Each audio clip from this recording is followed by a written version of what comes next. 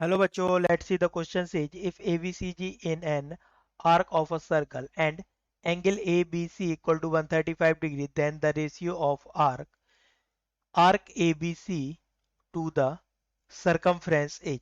तो यहाँ पर हम देखेंगे आर्क का मतलब क्या है। हमने एक यहाँ पर फिगर ड्रॉ किया। एबीसी एंगल हमें कितना गिवन है? 135 डिग्री। एंड हमने यहाँ पर देखा ए बी सी, ये हमारा आर्क है।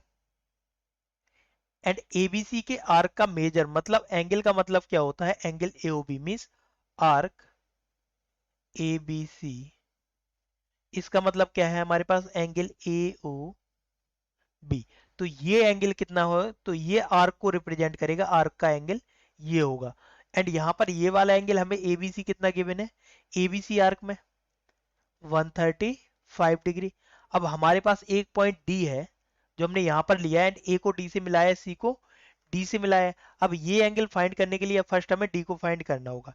एंड हमारे पास यहां पर क्या आएगा? A B C D as cyclic quadrilateral.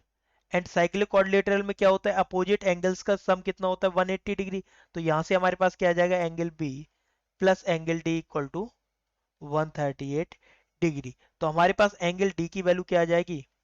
180 degree minus का 135 डिग्री इक्वल टू 45 डिग्री। तो ये वैल्यू हमारे पास 45 डिग्री आ गई है।